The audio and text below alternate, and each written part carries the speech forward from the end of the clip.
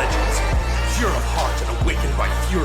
That's what I am. Alright, what is going on, everybody? Super Saiyan Ball here, back at again with some more Dragon Ball Super manga content. Make sure you guys smash that like button, subscribe, hit that bell icon, because we're about to dive further into the Dragon Ball Super manga and really delve into the depths of manga chapter 72, Saiyans and Cerealians. So, like I said, make sure you guys smash that like button, subscribe, and comment down below with your thoughts and opinions. I'm going to be reviewing this chapter and giving you guys what I liked about this, what I didn't like, and also a complete breakdown of everything that's happening here. So we start out with 18 days later, the group landed on planet Cereal, and then Goku says, "This is planet Cereal, huh?" Vegeta says, "Seem peaceful enough." So immediately on the next panel, we find out that the quote-unquote bad guy is lurking beyond that mountain. So you can see them setting up a fight here, and Goku says, "I don't sense any massive key signatures," and Vegeta says, "Maybe he's suppressing his power. We do that." Moving on forward, getting any closer could be risky, so we'll hang back here. I do hope you understand. And Goku says, "Sure, we'll handle it." So they both go zooming off, and she says, "Good luck, you two." And as you guys can see, they're set up to fight. So she says, "Perfect. Go spy on their battle oil," and he says, "Got it." So I'll give you the play-by-play. He then says, "Are you gonna wait here, Mackie?" And she says, "Yes, I just got word they're about to arrive. Alec and Gas." You can see them here on their way. He says, "I haven't been back here for 40 years. My memories of this planet are not particularly good." "It's fine, Gas. You've changed a lot since then. It won't be like last time." Of course. So we get a little bit of information on those two, and then they're switching into battle over here, and they say, "Do you think this is where the big villain went on a rampage? I doubt it. These ruins appear to be quite old," foreshadowing something that's going to happen later on in the chapter, which was a very, very good way to end it. Vegeta says, "Meanwhile, the new cities don't appear to have been attacked at all," giving further indication that this was something from the past, long ago, has nothing to do with this quote-unquote bad guy. So they're rushing right towards whatever it is, and it doesn't seem like to be that bad until Goku senses a blast coming towards him at the last second. It nearly slices him in the neck here, and you see a bunch of them just coming right at them, and he says, "The blasts are deadly accurate. I can barely dodge them." And then Vegeta says, "Trace them to their origin. That's where we'll find him." And he powers up into Super Saiyan, and it looks pretty epic, this panel right here. Really like the artwork. And you can see Goku trying to tap into Ultra Instinct while Vegeta's rushing towards the blast as well. Both of them dodging them. Goku using UI, Vegeta using his mind still. And they get all the way to the end, and Goku says there's no one here. He says, "What gives?" Vegeta also tries to confirm that those shots were definitely coming from this spot, and then the blasts start continuing from the sky, nearly hitting Vegeta yet again. Super lethal accuracy, flying all over the place. And as you guys can see, just zipping and zapping again from the ground. "You're saying he's moving faster than we can keep up with," says Vegeta.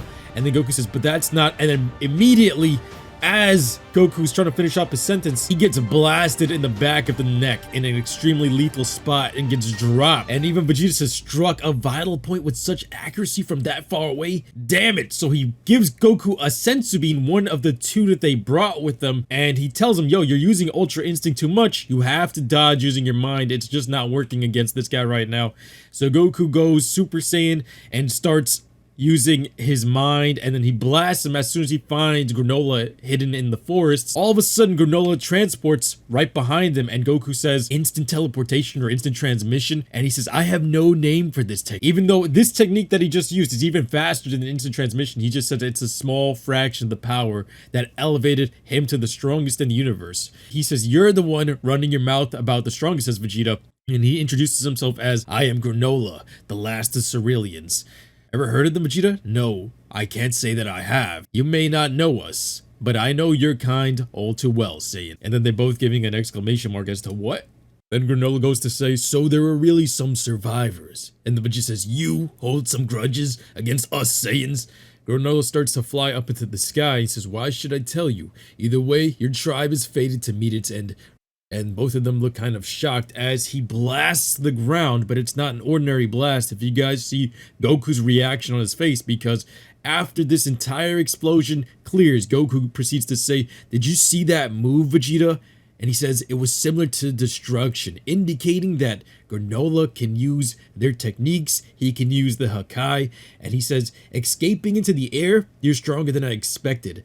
And Goku suggests, should we attack him together? While Vegeta says, I'm in no mood for teamwork, and I came here to prove my superiority over you. And he says, okay, so you may fight him first. You have to get payback for the hit that he already landed on you. So Goku heads down into the crater that Granolah Hakai'd, and he says, what are you doing? Get down here, unless you'd rather be shot again. And when he gets down there, he says, you're up against me first, Granolah. And Granolah says, you plan to fight me alone? You really are a tribe of fools. Vegeta in the background decides to land on one of the ruins, and he says, this Granolah guy seems to be up to something. He says, I'll keep an eye on the situation for now. There may be more to this than yet another villain to defeat. And Granolah says, where's the monstrous ape form you people are known for? Also foreshadowing to something that's going to happen later on in the chapter. Goku says, you sure know a lot about us. And moving forward with the chapter, he says, based on my own horrible experiences, yes. Goku says, we can't pull off that transformation anymore, but I can do this. And Goku powers up from Super Saiyan into Super Saiyan God, as indicated by the eyes and the hair.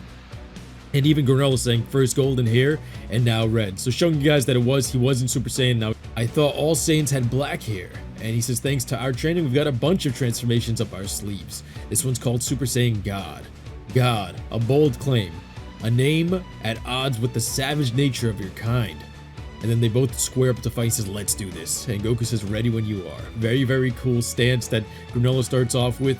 And as he squares up to fight, he starts launching at Goku, swiping at him, misses Goku with the first jab, but then as you guys can see, he uses some acrobatic stunts, flips off the floor, spins in the air, and then tries to chop him yet again, and Goku actually blocks that one, so that was really, really cool. He tries to kick Goku, Goku blocks that as well. He starts doing a flurry of punches, while Goku says, I can't find an opening, and he's not backing down, which just shows that he's on the full offensive while Goku's like struggling to keep up on defense. Goku starts to tap into Ultra Instinct while Granolah's punching at him with this flurry, and then even Granolah's like, whoa, I can't hit him. And Vegeta calls it out, Ultra Instinct. I see, it becomes more accurate when used in conjunction with the Super Saiyan form. So Ultra Instinct combined with Super Saiyan God, Ultra Instinct, if you guys want to call it that. And you can see Granolah getting flustered that he can't hit him. He jumps up into the air, almost looks like he's doing the final flash, but it also looks like a combination of Super Boo's attack where he destroyed all the enemies. I know it's a generic Ki Blast attack, but to me, when you see this many, I always get reminded of that. Goku proceeds to dodge all of them effortlessly. You can see the expressions on his face, and Ultra Instinct really showing its grace right here. And I can't wait to see when this is animated, by the way, because this is going to look phenomenal with all this fast-paced action. And you can see him just getting past all of these attacks, and then instantly when you see Goku try to dodge the final blast, it seems as though Goku has absolutely evaded all of the threats, and then when Goku looks up, Granolah's not standing up there anymore. All of a sudden, Granolah instant transmits right in front of him and then pokes him directly in the center of his stomach.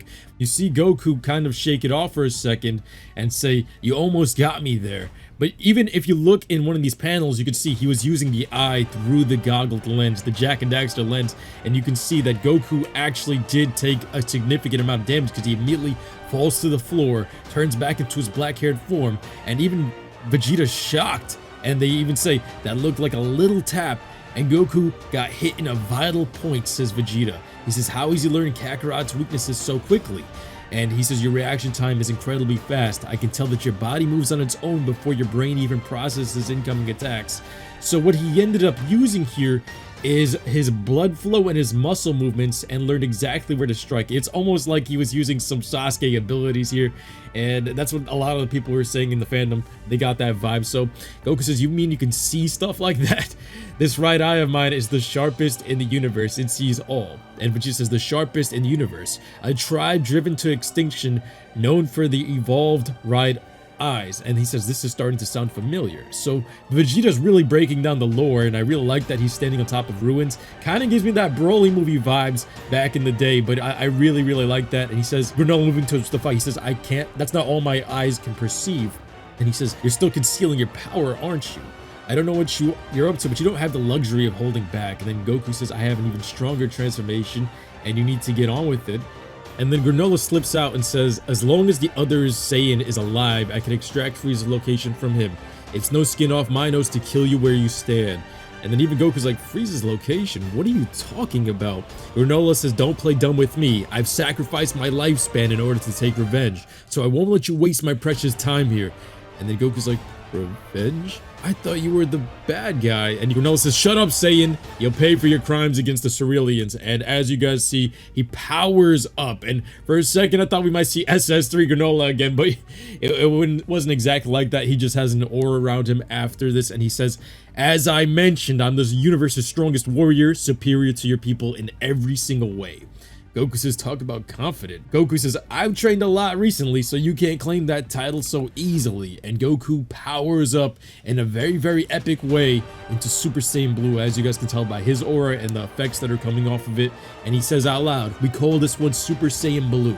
And they square up to fight here, and it's another round of fighting. As you guys can see, they're just going back and forth, punching left, right, and center, and the mountains are shaking, and they're even saying there's a lot of tremors going on. What the heck is going on over there? The mountains are just in absolute chaos. These two are flying around, blasting each other, punching each other, matching each other every single bit of the way. They're like even at this point in time from what it would represent here.